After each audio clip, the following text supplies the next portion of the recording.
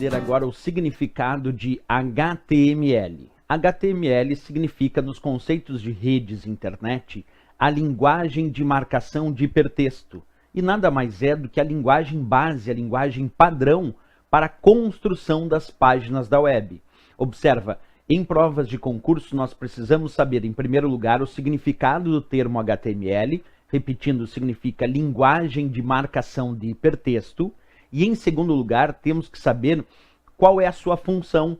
A resposta é a linguagem padrão. Até hoje, HTML continua sendo a linguagem padrão para a construção das páginas da web.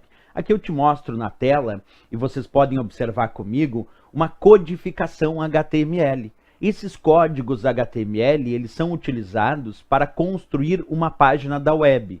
É claro que nós não precisamos entender de código HTML para responder as questões, mas precisamos entender que HTML é uma linguagem de marcação que o usuário, quando cria uma página da web através do código HTML, ele vai criando esses códigos, e esses códigos marcam a posição dos elementos daquela página dentro do navegador.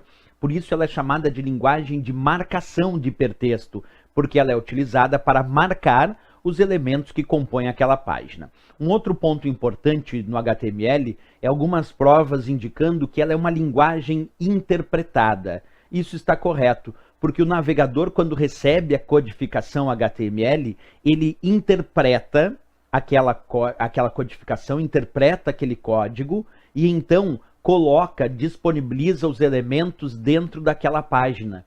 Então um navegador, como por exemplo o Internet Explorer, recebe esse código HTML, interpreta esse código e então marca a posição dos elementos que compõem aquela página. Por isso, linguagem de marcação de hipertexto. Ela é uma linguagem interpretada pelo navegador que recebe essa codificação HTML e, de acordo com essa codificação, marca a posição dos elementos na página, marca a posição da foto, da tabela, do texto, do hiperlink que aponta para um determinado local. Tudo isso está descrito no código HTML.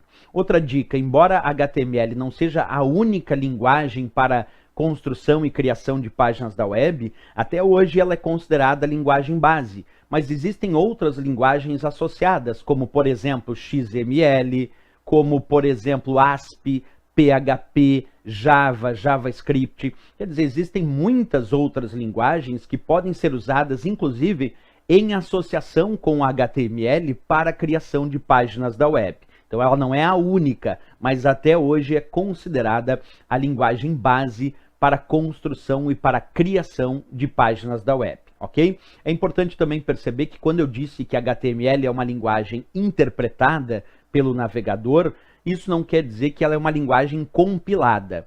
A diferença de interpretada e compilada é que as linguagens compiladas são aquelas que o programador constrói o código-fonte e depois esse código é compilado, isto é, transformado em linguagem de máquina que o computador é capaz de entender.